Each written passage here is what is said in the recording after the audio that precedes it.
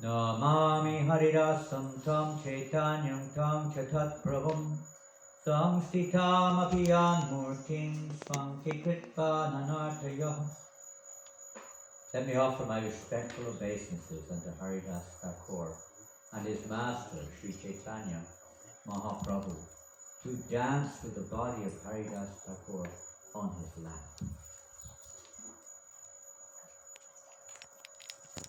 We find Chaitanya Charitamrita, Chaitanya Bhagavat,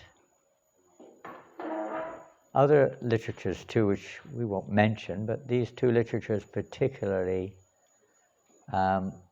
give much insight into the nature of the life, the pastimes, the teachings of Haridas Thakur, his relationship with Mahaprabhu, and so on. So this is just a invocation prayer to Haridas Thakur from Chaitanya Charitamrita.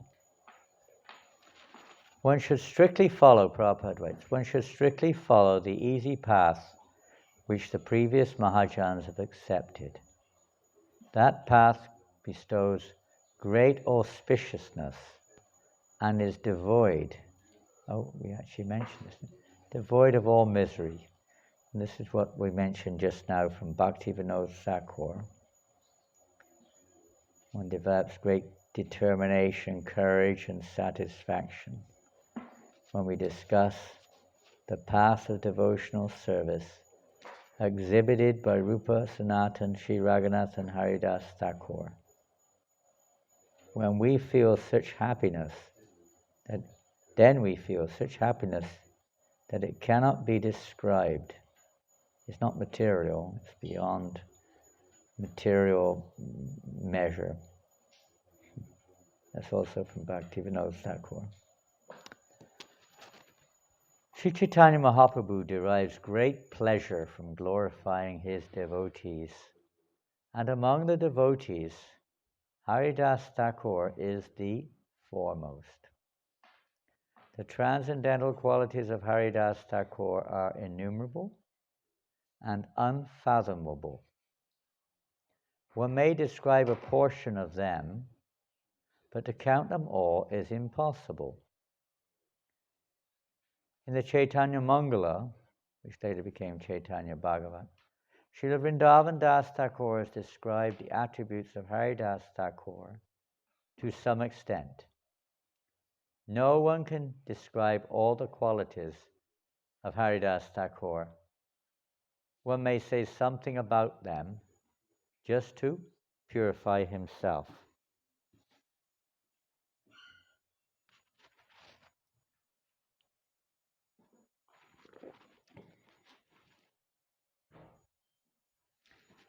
I assure you that one who simply chants the name of Haridas without offense will certainly attain the abode of Krishna. What to speak of his touch? Just by seeing Haridas, one is released from the bondage of fruitive activity. Indeed, even if one sees a person who has taken shelter of Haridas, he is freed from material bondage. Everyone, whether elevated or wretched, automatically forgets about mundane life when he sees the lotus feet of Srila Haridas Thakur.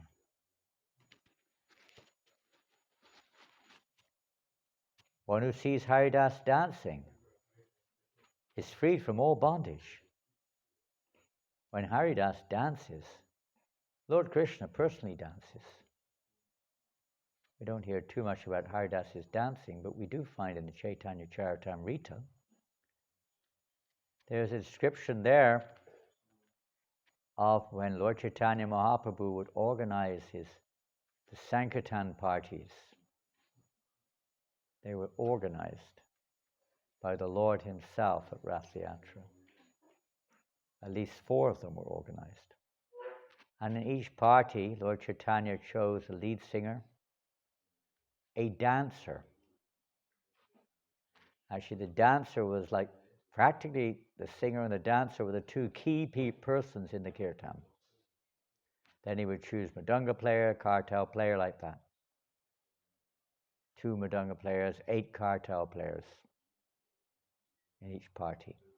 1 dancer. Others would dance too, but 1 lead dancer and 1 lead singer. And one of those 4 dancers that Lord Chaitanya chose was Haridasa Thakur. He would dance in the middle of the kirtan. And another party we have Nityananda dancing, another party Vikreshwar Pandit dancing, another party Advaitacharya dancing.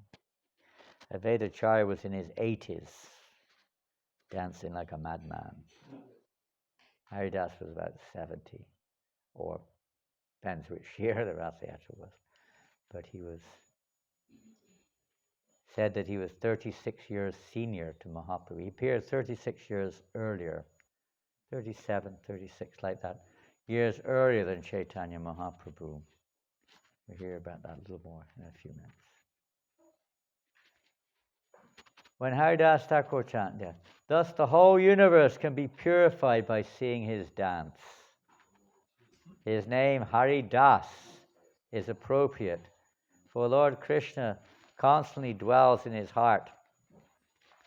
He is affectionate to all living entities, and he is always engaged in their welfare. He accompanies the Lord whenever he incarnates. He may take different forms for different pastimes, as the Lord's eternal associates may do, but he's always there. He is never offensive to Vishnu or Vaishnavas, and even in a dream he does not deviate from the proper path. One who associates with Haridas for even a fraction of a moment will certainly attain shelter at the lotus feet of Krishna. Now here's a very interesting statement from Chaitanya Bhagavat. They're all interesting. Lord Brahma and Lord Shiva always desire to associate with a devotee like Haridas. Why is that interesting? What's special about that, yeah? Yeah, isn't that strange? That sounds like a bit, it's like, I always, well, of course you could say it's really egotistic. You could say it's epitome of false ego. I always desire to associate with myself. I hanker for the opportunity to associate with me. It's people think there's something wrong with you.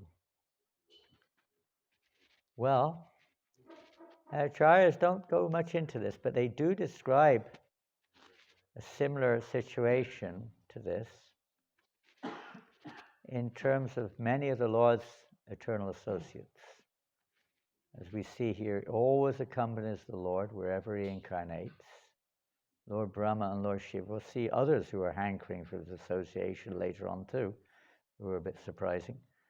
And we see, for instance, in the case of even Nanda and Yasoda. Sometimes we read that Drona and Dara performed, were they worshipping to become Nanda and Yasoda. They became Nanda and Yasoda by their devotional, but actually it's described in the commentary of the Bhagavatam that they never become Nanda and Yasoda. They are Nanda and Yasoda.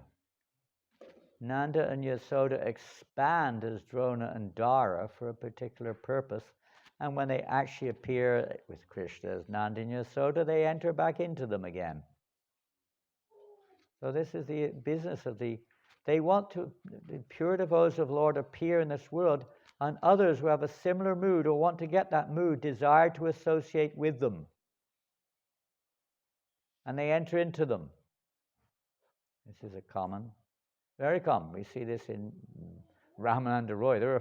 He's 4 different people, depending on what you're looking at. Vishaka, Lalita, Arjuna the cowboy, they're all there as Ramananda Roy. He's also eternal as Ramananda Roy. Potencies, opulences, natures of the Lord, eternal. These devotees are not jiva tattvas.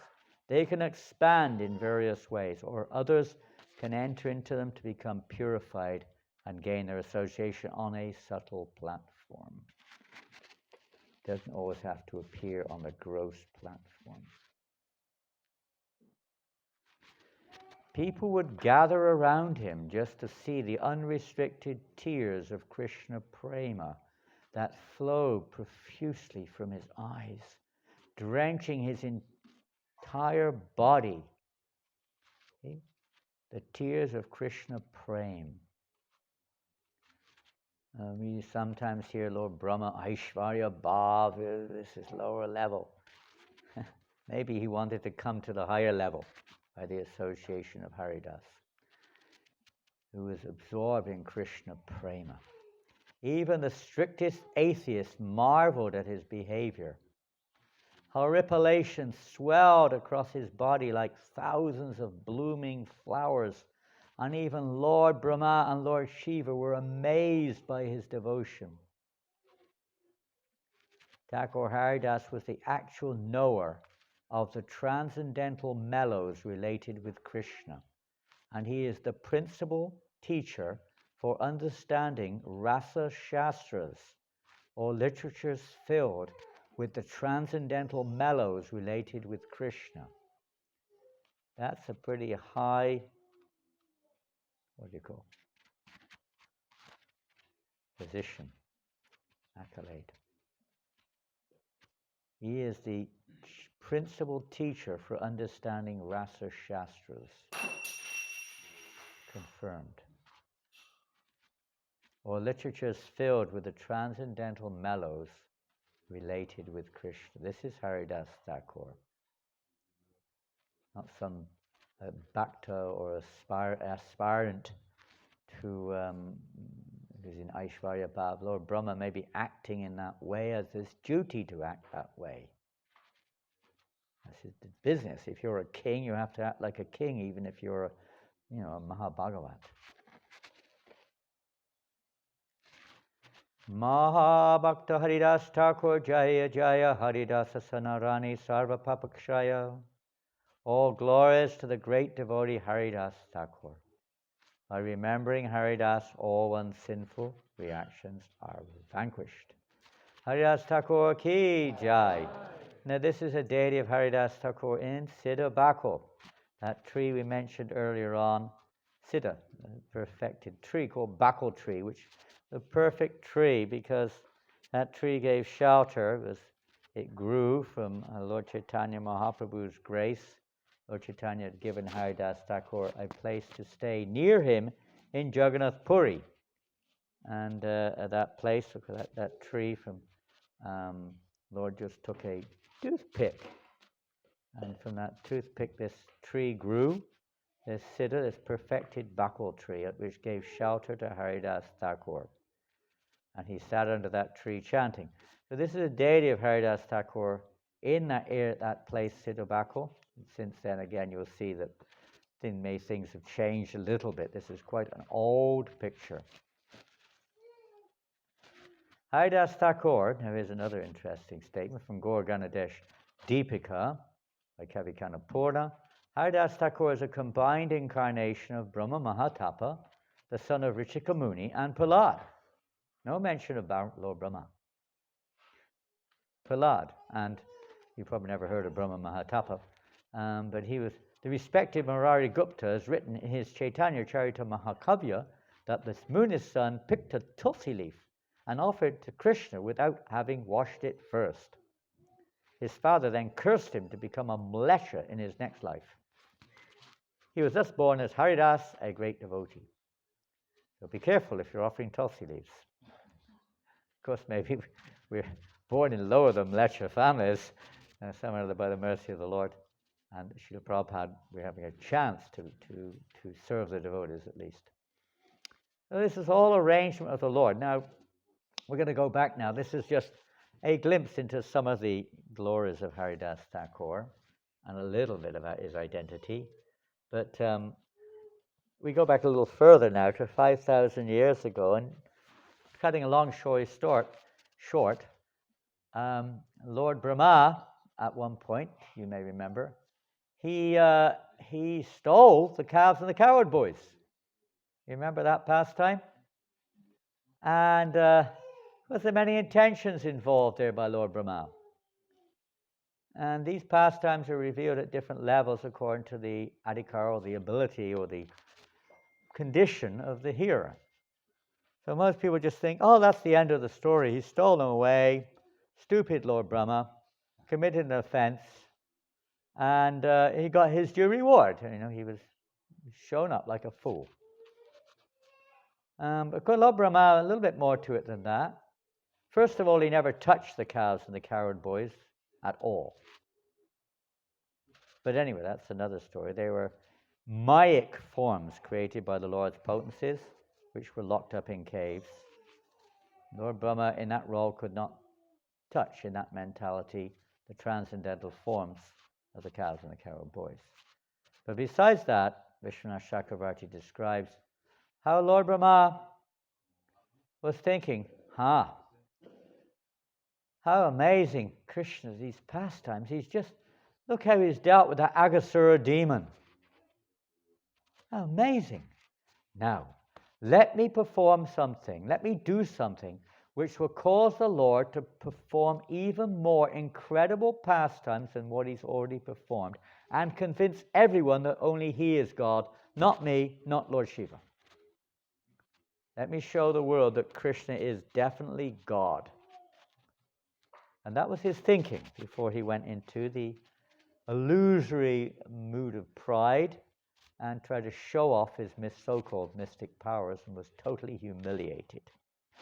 But nonetheless, after all of that, he felt absolutely shamed. He felt disgusted. So he is described in Chaitanya Mangala. Lochan Das Thakur describes the various pastimes of different personalities.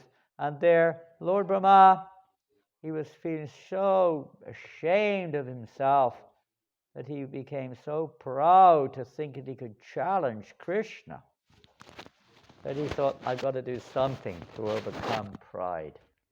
So he went to Navadvip, maybe unseen, but Navadvip is eternally existing, eternally. And the Mahabhagavats, they know always, this is the best place in the universe, you could say. Especially because there is Udarya Dham. Offenses are not taken into account. That's not to say we should commit offenses. But even if we are offensive, the Lord is very merciful there to accept our devotion. So he went there considering himself a Maha Aparadi, a great offender. And he performed great austerities to atone for his sins, praying that the Lord will please bless him in such a way that he'll be completely freed from pride. So after a long time performing austerities there, the Lord appeared before him. He appeared before Haridasa. Lord Brahma then. The Lord appeared before him and he said, okay, he was very pleased with him. He said, okay, in my next appearance in this world, he actually revealed the form of Gauranga to Brahma. He said, in my next appearance in this world, you will be my chief assistant in spreading the Yuga Dharma. And the Lord then said, and your name will be Haridas. And you will chant at least 3 lakhs of names a day. He initiated him there, and sometimes people say, well, who gave him the name?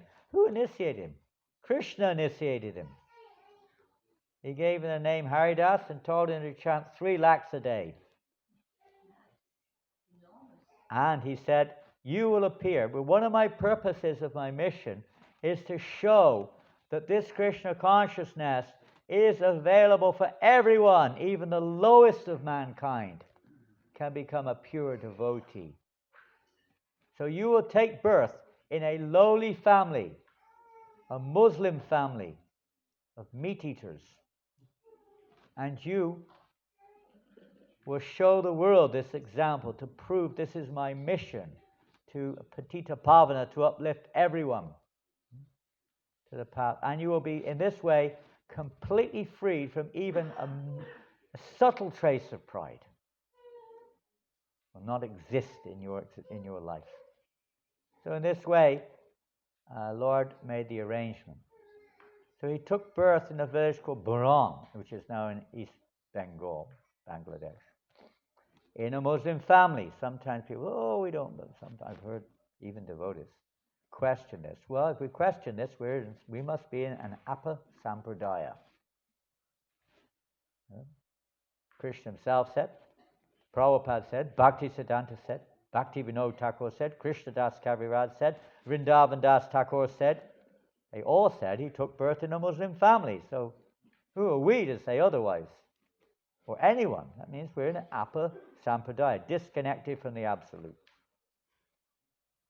Why he took birth in that family, we just heard. But he didn't stay so long in that family. For whatever reason, no details are given. Bhaktivinoda, we heard yesterday, also took birth in a family of Shakta worshippers, Durga worshippers. This often happens. Great devotees, Haridasa Thakur and Prahlad Maharaj took birth in a family of Asuras, the chief of the Asuras, my dear demon dad. So whatever fortunate parents, we could say, Haridasa Thakur left, and this, don't forget, is way before the appearance of Lord Chaitanya Mahaprabhu, 36 or 7 years prior to Lord Chaitanya's appearance in the world. Haridasa Thakur was already chanting 3 lakhs of names. Lord Chaitanya had not manifest what to speak. He hadn't even appeared what to speak of manifested his Sankirtan movement at this time. Lord Chaitanya didn't manifest his Sankirtan movement. A little bit with Kapad Mishra, a little bit with Keshava Kashmir. It's not actually Keshava Kashmir, but that we call him that. He did mention Sankirtan to them, but that was all. Otherwise, it was only after he took initiation from Ishwara Puri that he revealed his mission. So Haridas was already doing 3 lakh Mahamantra. After he left home, he went to the forest in a place called Benapole, which is in East Bengal, and there he was chanting day and night the Mahamantra. So, yes, so we'll hear about his chanting. When it comes to chanting, this is from Prema Vaivarta of Jagadananda Pandit. When it comes to chanting, the topmost devotee is Srila Haridasa Thakur. And it was he who propagated the supreme truth about the holy name. He preached as well as practiced chanting the holy name. Hence he is the Acharya of the holy name, or the Nama Acharya. Whoever chants the Lord's name following in Srila Haridasa Thakur's footsteps will achieve the highest perfection in it. Well, it's a good idea to follow his footsteps. What do you think? Who's with us today? Who's at the back there? Is that Sangeeta? You're going to follow in Haridasa's footsteps, Sangeeta? She's trying to chant at the moment. She's trying to chant the Maha Mantra. Yeah. The 20th Chaitanya Charitamrita, the 20th branch of the Chaitanya tree, was Haridasa Thakur. His character was wonderful. He used to chant the holy name of Krishna 300,000 times a day without fail. How many rounds is that? 16? Huh? Yeah, about that. It's actually 300,000 is a little less than 192, but he chanted 192, 3 times 64. He chanted more than 300,000 if you do that. 300,000 names is a little less than 192 rounds, 180 something. But he would chant like that, 3 times 64 every day. Now, if we were to try to do that, how many hours would it take us? Well, it depends how fast you chant. If you chant 8 rounds an hour, yes, it would chant you 24 hours. Whole day chanting, no time to eat, no time to sleep, no time for internet or mobile, no time for anything else, just chanting day and night. Of course, you can chant on the mobile, I suppose. Well, you go and devotees do that. We chant on our mobile. But that's not proper chanting. It's chanting 20, but they didn't have mobiles then anyway. not that type of mobile. 300,000 names. Of course, he chanted a little bit faster probably than 8 rounds a day because he was doing other things too, as we'll see in a minute. But he kept his vow, 3 lakh names a day. That was given to him by Krishna. It was his sadhana. He said, you're going to chant 300,000 names. That's your sadhana when you get initiated. Certainly, Prabhupada writes, the chanting of 300,000 holy names of the Lord is wonderful. No ordinary person can chant so many names, nor should one artificially imitate Haridasa Thakur's behavior. I know devotees who've done it on occasions, chanted 192 rounds in a day, but not the next day. Next day, struggle to chant 16 rounds. To catch up on 6 hours of sleep and a lot of eating.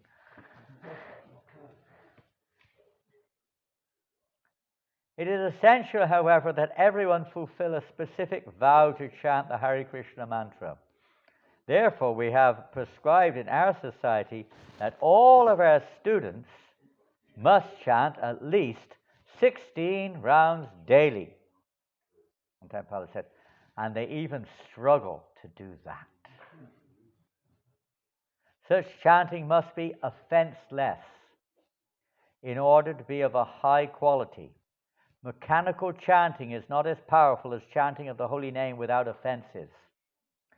And there's a very nice book of Bhaktivinoda Thakur, which is based upon Srila Haridasa Thakur's teachings on the holy name, called Harinam Chintamani. If you want to find out more, how we can really go a little more serious into understanding the importance of avoiding the offenses while we chant the holy name.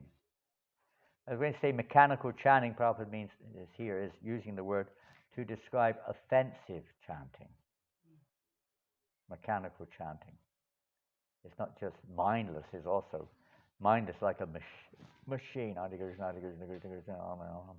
going on like a machine. That's also mechanical. What to speak of? Hare get very giddy chanting that mantra. Hare giddy Ram Ram Ram Ram Ram. Hare click click click click Ram Ram Ram Ram. Hare click click click click Ram Ram Ram Ram Ram. You go to Klikkaloka, or Giddy Loka, or whatever it is we're chanting. Hare Krishna, Krishna Krishna, Hare Rama, Rama Hare Hare Krishna, Hare Rama, Rama Krishna, Krishna Rama, Rama. All kinds of things come out the mouth. No end of mantras we've come up with. Hey,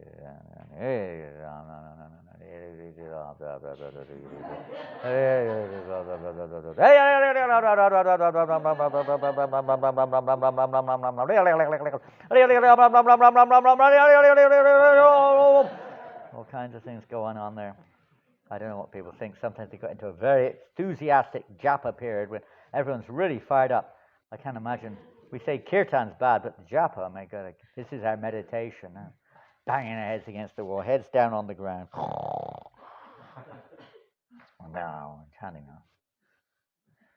Anyway, following the footsteps of Haridasa Thakur, not mechanical. It's a beautiful deity of Haridasa Thakur. I think this is Chandramola's deity, I'm not sure. Beautiful deity. Also, same. Madhava has one similar deity like this too. Beautifully carved, so fine. You just look at those fruits and how fine the deity is. The little grapes are there. Beautifully carved, so sweet, so beautiful. Haridasa Thakur ki jai. And here's one of my favorite verses. This is from Harinam Chintamani. Sorry, I've got it in Sanskrit with the Sanskrit diacritics. This one doesn't in this presentation. Dasa paradayena hidayena pase kripakari Mahaprabhu majina marase. O Mahaprabhu. This is Haridas praying. O Mahaprabhu, please be merciful to me so that the 10 offenses never touch my heart and I can always remain absorbed in the rasa of the holy name. Simple, beautiful prayer, following in the footsteps of Haridasa. Haridasa Thakur, I think it was more or less the same as the other one. I'll jump this because of time.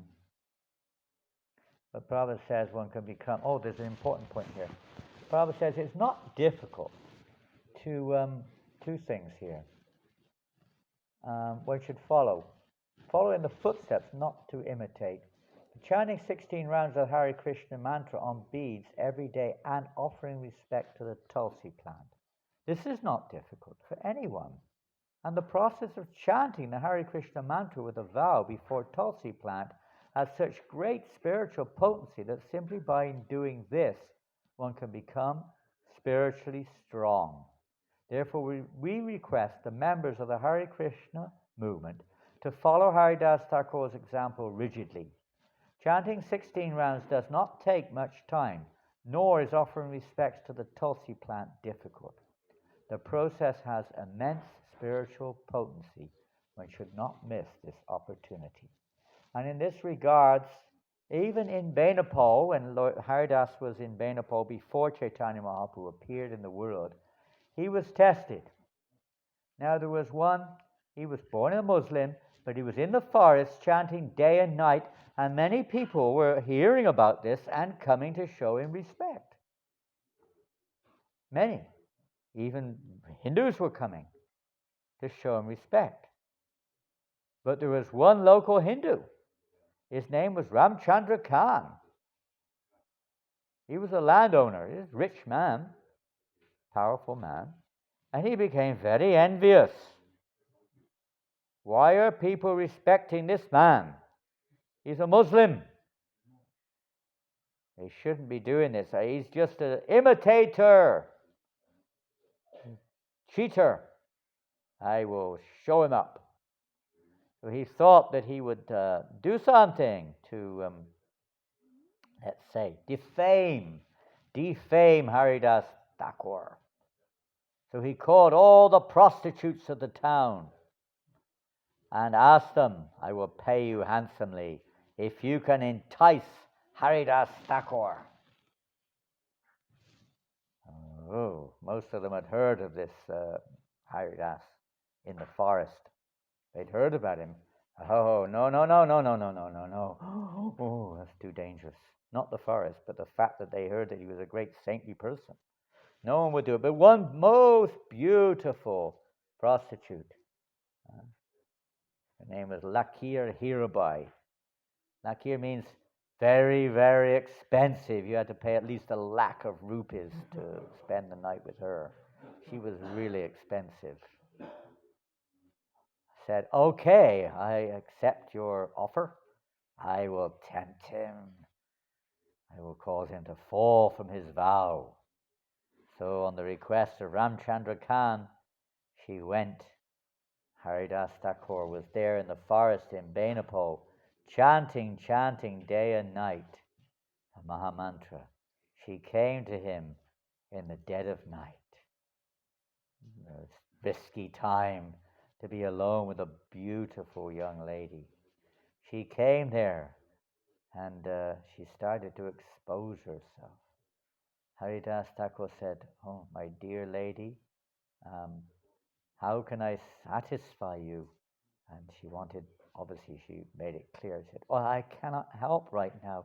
I have made a vow to complete my chanting 1 billion names this month.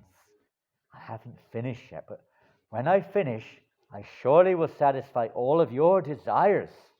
Maybe about in the morning I will finish. So she patiently sat there waiting in front of the Tulsi plant. She even offered her obeisances to Tulsi Devi. Even the prostitutes were very pious in those days. She sat there listening to Haridas chant all night. The morning came. She was so tired. He said, oh, I'm so sorry. I didn't finish, but I promised that you come back tonight. Surely I will finish tonight. When I finish, I'm surely I will fulfill your desires. She told Ramchandra Khan, she said, tonight he promised. But the same thing happened. Chanting all night, she fell asleep. The next morning, come back tonight, I will finish. And this time she said to Ramchandra, definitely this night, he said, he's almost finished.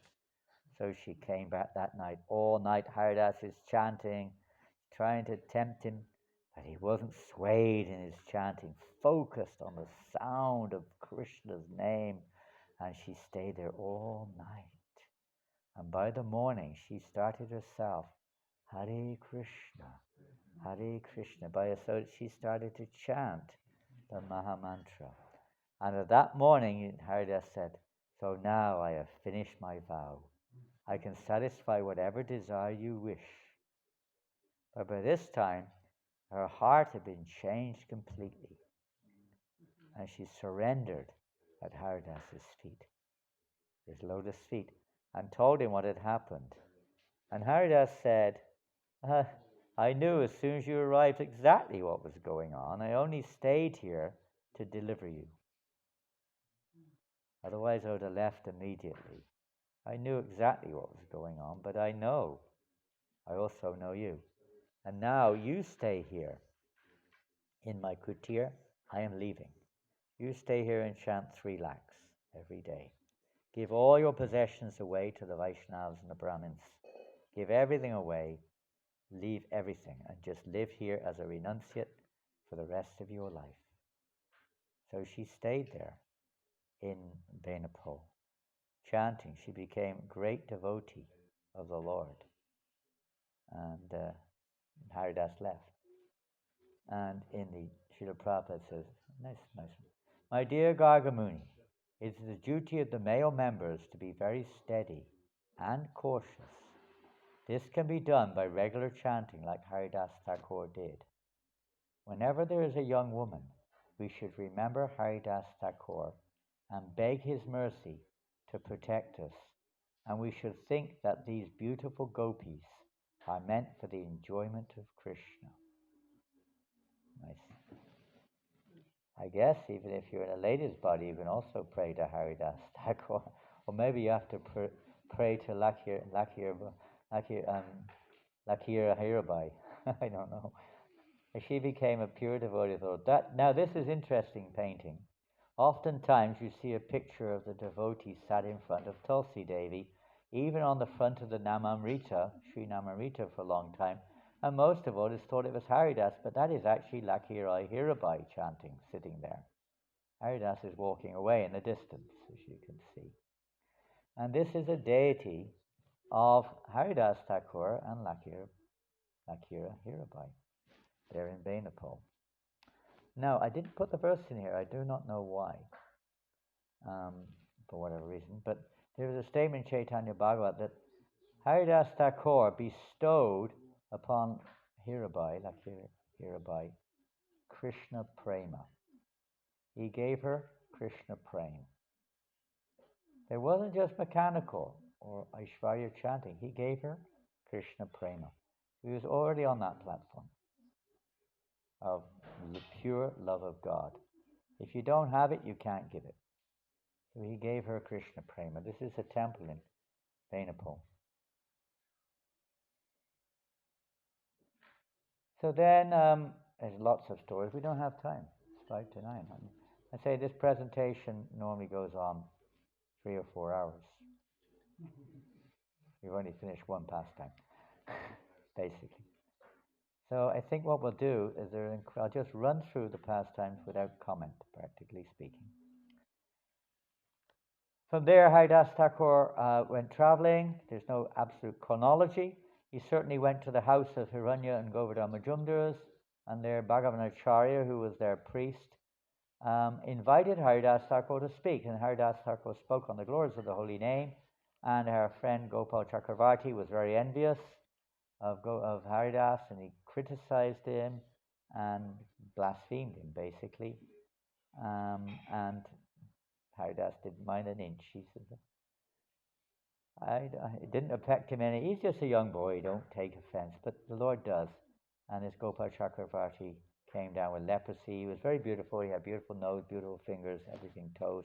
They all fell off and melted, and he got leprosy and was pitiful. Eventually was delivered. But, anyway. Haridas Thakur went to a village called Haranadi also, where their people were criticizing the loud chanting. He quoted from every type of scripture, confirming the importance of loud chanting, but they were smarter Brahmins and they were criticizing low-class man, this, that, the other. But nonetheless, Haridas Thakur boldly preached the glories of the holy name loudly. He went then to Shantipur, and there he was associating with Advaita Acharya. They were ecstatically associating with each other. And into the point that Haridas Thakur offered what's called a Shraddha Patra to Haridas Advaita Acharya. This is the most esteemed thing when you offer the Shraddha Patra to the most esteemed or elevated personality. And he chose Haridas. Although the Brahmins were shocked, this low-class blecha, how can he be deserving this? But Advaita said, he is more elevated than millions of Brahmins together. He's the most elevated of persons. Anyway, then Haridas stayed by the arrangement of Advaita in a place called Pulya, which is nearby Shantipur. And he stayed there in a cave-like dwelling. Sometimes it said a cave, but it's a cave-like dwelling in a tree or a cave, whatever. He stayed there chanting day and night the Mahamantra, and people, local Brahmins, local devotees, they were so inspired. Even Muslims were coming and taking advantage of this wonderful association, so effulgent in this cave. Many pastimes took place in that cave, but this came to the attention of the local Qazi. The local Qazi is a Muslim magistrate. In other words, the magistrate was like the local governor of the local district. So the local Qazi, he became very angry at this event because Haridas was born a Muslim. And the Qazi was thinking, what is this nonsense? Even Muslims are being converted. This is a great sin. This Haridas must be brought to justice and duly punished for his crime, his sin of adopting Hindu ways, and even worse, converting Muslims into Hindus. So he came there and approached Haridas. Qazi, what is this rascal? Oh, the Brahmins. So then, and it's just someone's painting. I thought it was a nice painting. And then he demanded from the king, the Nawab Hussain, the governor of the whole territory, this Haridas is a dangerous person. If he is not brought to trial and justice, it could be a disaster. He is converting Muslims. They may follow in his footsteps. It has to be stopped immediately. So the Nawab said, oh, definitely. So they arrested him and they took him. Well, first of all, they put him in jail. And whilst he was in jail, in the prison, so many Hindus were imprisoned. Many respectable Hindus were there. And they saw Haridas. They could see, what a saint. How fortunate we are. In the prison, we have the opportunity to associate with a saint like this. They were astonished. Oh, Haridas, you know, a little materialistically, Haridas, please bless us. Please bless us, Haridas. We need your blessings. We're locked up in the prison. You know, materialistic people, they always ask, blessings, please. Please bless my child. Please bless my grandmother. Please bless me. That I get a good job, that I get money, that I get a nice wife or husband, that I have nice kids, that I have a nice house by the sea, and so on and so forth. Please bless us. So they're blessed, please bless. So Haridas Thakur said, they were all in prison, you see. Don't know what's going to happen to them. Haridas Thakur said, I bless you. Did you remain exactly as you are now? Oh, no. Oh, disaster. They were devastated. Imagine. I bless you, remain in your miserable condition you're in now. But he said, no, don't misunderstand. Right now, you are remembering Krishna, and you are not engaged in sinful activity. My blessings mean stay in that state of consciousness, that you always remember Krishna and never forget him, and stop your sins. Anyway, after that, he was taken in the court of the Nawab, and there he was tried.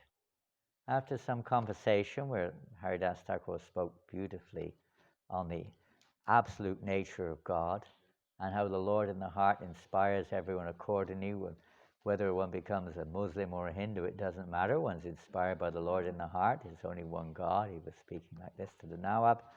And the Nawab said, what to do with this man? He's very effulgent. What to do with him? He asked the Qazi. The Qazi said, well, if God is one everywhere, tell him to recite the Quran. He should read from the Quran and follow the proper principles of Muslim. The Nawab said, okay, if you do that, I will release you right now.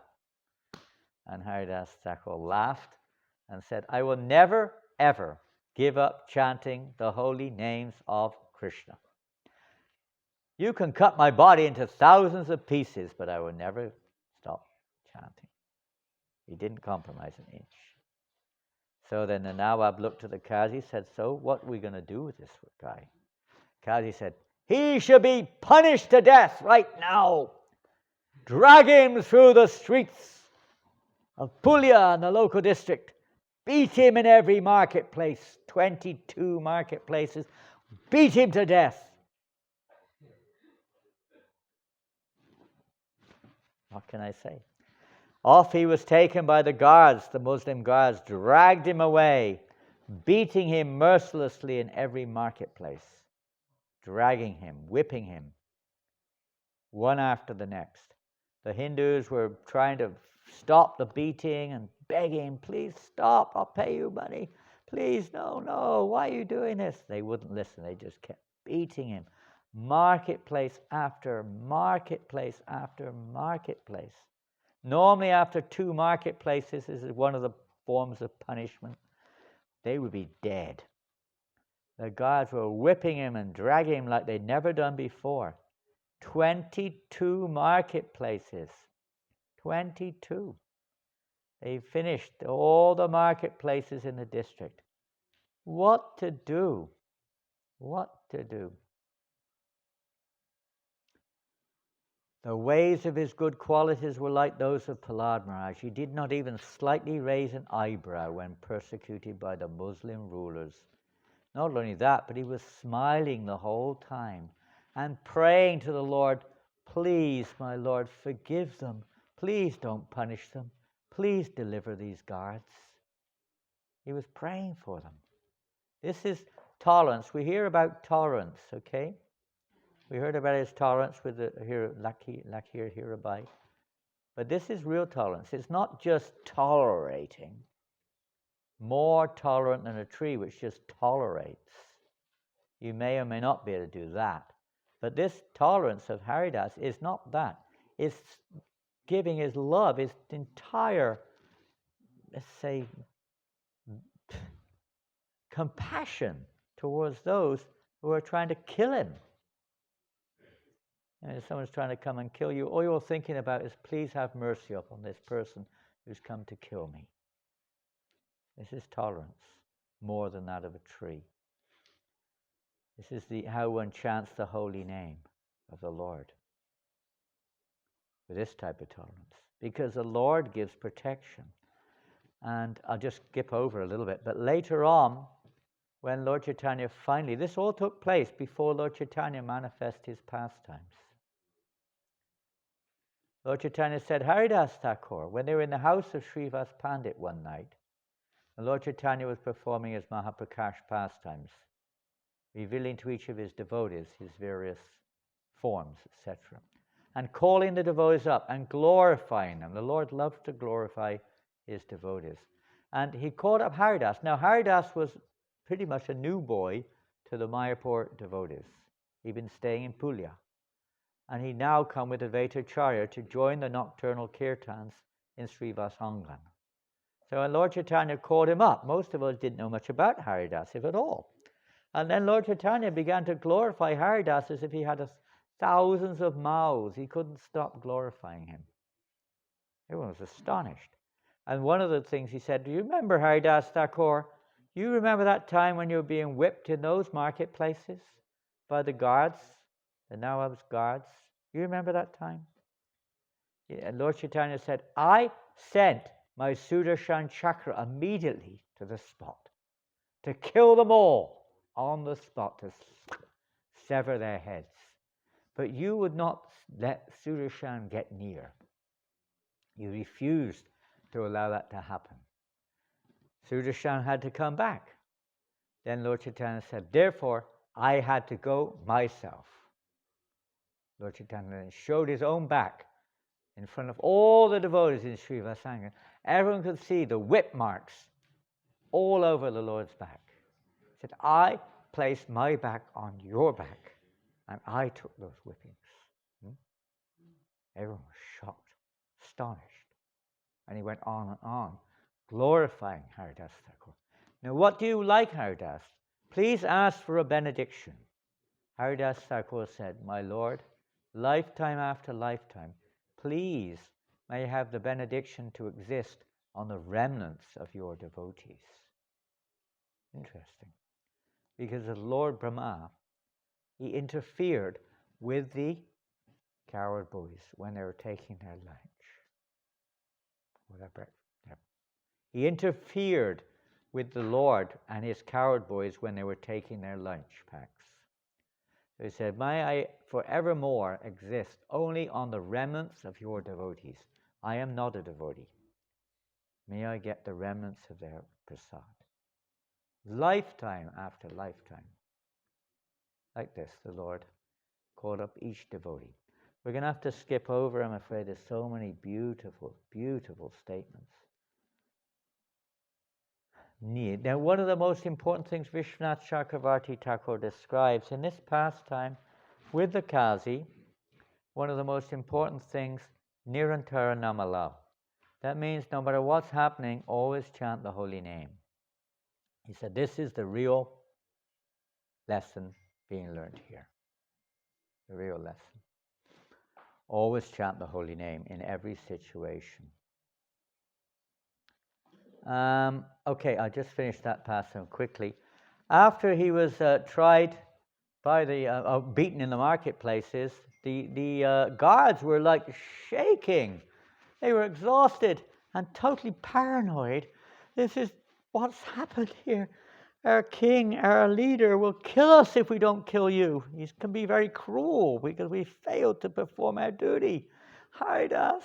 They were started crying. Haridas said, what's the problem? He said, if we don't succeed in our mission, we may be killed.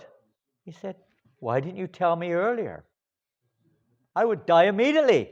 If my living causes you harm, let me die. And he went into what appeared to be death. He just, no sign of life, not a flicker of sign. He went in totally into samadhi. They dragged him back to the Nawab and said, he's dead. He's dead now. Good. Okay, the Nawab said, bury him. Kazi said, no. He doesn't deserve the honor of a Muslim burial. Throw him in the Ganga like all the other Hindus and let him go to hell. So they tied balls on him, iron balls, and threw him in the Ganga. They couldn't pick him up. He weighed 1,000,000 tons. 20 men couldn't move him. But eventually he agreed, and they actually moved him. They dragged him to the Ganga and threw him in the Ganga. Now there's a beautiful statement. I don't know why it's not here. I may have to re-edit this.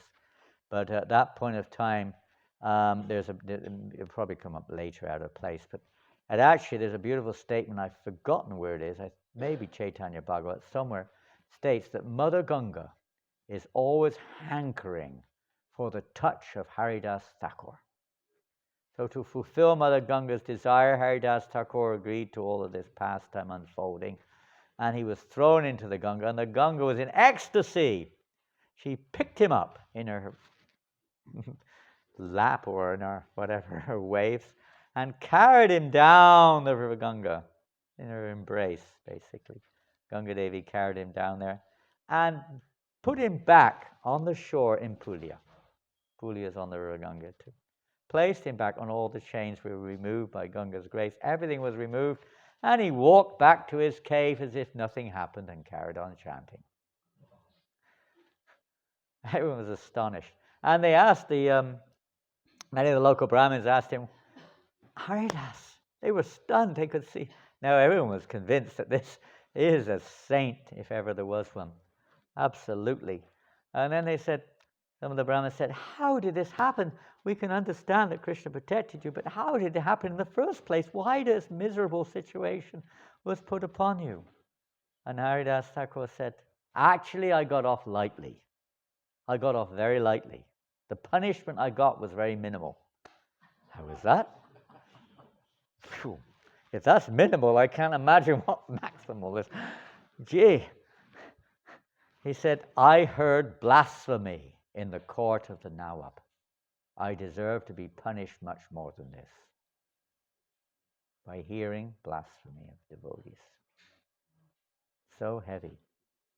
So heavy. I mean, there's so many related things to this pastime. We'll move on.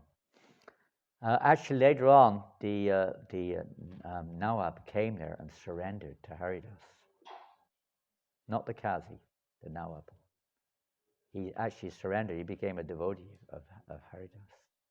And said, Haridas, you can do anything you like, anywhere you like in my kingdom.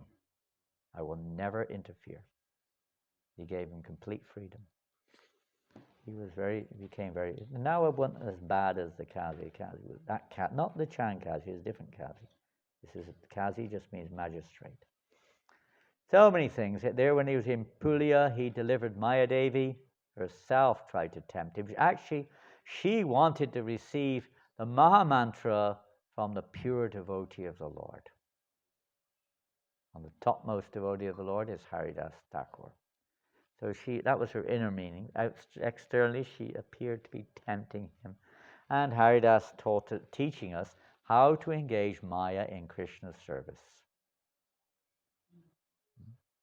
Chanting Hare Krishna, and so many other services can be there.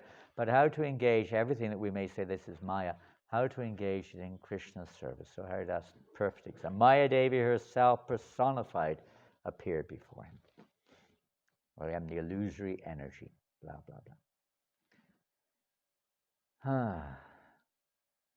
I have previously captivated the mind of even Brahma. What to speak of others? Your mind alone have I failed to attract. My dear sir, you are the foremost devotee.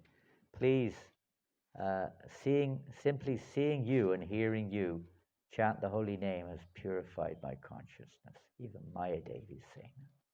What to speak of others? Even Krishna, the son of Nanda Maharaj, personally descends to taste the nectar of love of God in the form of chanting of Hare Krishna. What is the wonder if the maidservant of Krishna, his external energy, begs for love of God? Without the mercy of the devotee and without the chanting of the holy name of the Lord, love of God cannot be possible. Beautiful verse. Oh, what should I do? Should I stop? 9:15. Well, it's up to me, but it's up to you also. We're one team. We haven't got anywhere. Well, I can't say anywhere near, but we're not very close to the departure of Haridasa Thakur, really. Beautiful pastime, snake charmer. Chaitanya Bhagavat, this story is found. I'll just jump that. But the snake charmer, what's this one? One who associates with Haridas for even a fraction of a moment will attain shout. Lord Brahma and Lord Shiva desire the associate.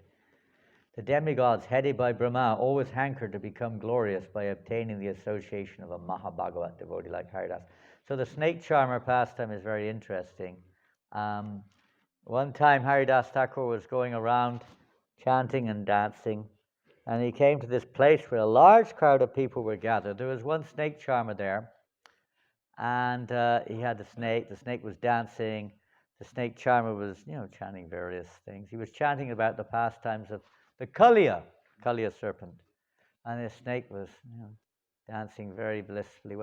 Haridasa Thakur, when he heard the pastimes of this, being excited by this snake charmer, he couldn't control his ecstasy. He rolled it on the ground. He was ecstatic, showing all ecstatic symptoms, and this was going on, and all the people were stopped. The snake charmer immediately stopped. The snake just stopped. Everyone stopped and was watching Haridas.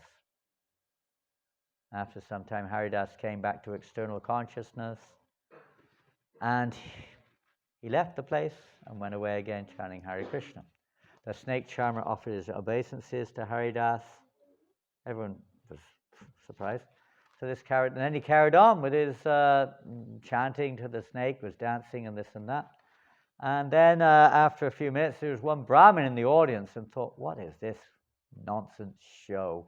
This low-class man comes in here, puts on a show, and everyone offers him respect. I am a Brahmin.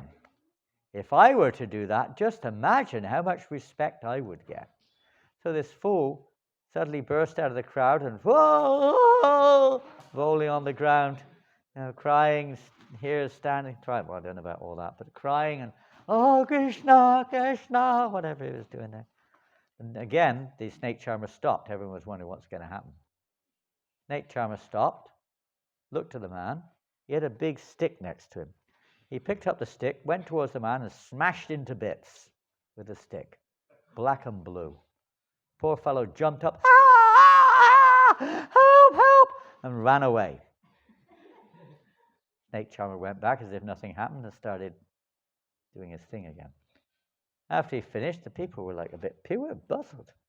Then they asked him what was going on.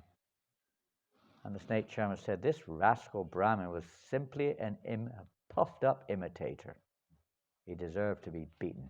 Haridasa Thakur is the topmost Mahabhagavat. He confirmed it there and then.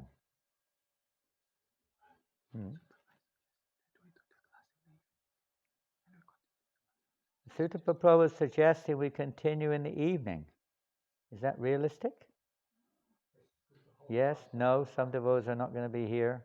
Some are, some aren't. Huh? I'm just thinking like the pastime of Haridasa Thakur passing like that. Ooh. Yeah. What time in the evening? And I heard a groan from one corner over there. We could do. What do you think? I mean, you can say yes, but you may not come. I have no problem, whatever you decide. All those who wish to have the continuation this evening, please raise your hands. All those who don't want to have a continuation this evening, please raise your hands. Well, okay, well, we'll continue this evening at 7 o'clock. That's okay. That's okay. I mean, you have to pass the word around. Now, I'll tell you the history of this. You may wonder, I got quite a few things to say, but it's only because about 25 years ago, I used to go to Jagannath Puri quite often. I don't know, but Haridasa Thakur became very prominent in our kind of movements and so on. And I was compiling a book on Haridasa Thakur for about 5 years, so on and off, just in the background. And then about, I don't know what year it was, but it was the early part of this century. I was in London, and I was at a program in East London program. And Rupa Vilas Prabhu was there giving a seminar. And I thought, this is interesting, he's giving a seminar on Haridasa Thakur. So I was there anyway, giving a seminar on something else. So they invited me along to this program there in East London, doing some presentation. And of course, I was there with Rupa Vilas. We know each other from Vrindavan. And I was listening, I was discussing about commenting and so on about Haridasa Thakur. And at the end, we started talking, and I said, really wonderful to hear. I said, I've been working on writing a book on Haridasa Thakur. And he said, oh, I've almost finished one. Oh, really? So we started talking, and practically had the same references, everything, practically speaking, the same. And he was much more closer. And he's a writer. Not my business. That's a little pastime on the side. So I said, oh, great, whatever you want, if you want some pictures or whatever. I've been commissioning one of the top artists in Jagannath Temple in Puri to paint picture paintings of Haridasa Thakur. I've got 3 of them here. And cost a lot of money. And he was one of the top artists in the temple itself in Jagannath Puri. And I had those, and I said, you can use them if you want. You use one of them. And we just left it to him, so that was that. So I just dropped it after that. All the notes are still there. And I do, maybe if time allows, I had a different angle of writing. The whole thing was based upon character rather than pastimes. qualities of Haridas Thakur. So maybe it'll happen one day. I don't know. Maybe it won't. Doesn't matter. There's a beautiful book called Namacharya by Rupa Vilas. I recommend you all to read it. It's a fantastic book. I've got one copy upstairs only, I'm afraid. Maybe someone else has got one. Namacharya. Jai Hare Krishna. Namacharya Haridas Thakur ki. Srila Namacharya Haridas Thakur ki. Srila Namacharya Haridas Thakur Tirbab Maha Mahotsav ki. Jai Gaura Premanandi. So Haridas will stay on the altar here all day today. Normally he's down in the hut, down in Little India, but he's here now. Jai Prabhupada. Holiness Janananda Maharaj ki.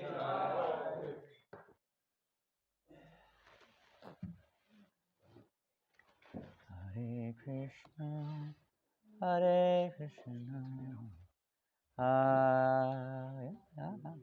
We speak about Advaita and Haridas Thakur, how they came in contact because they were close associated.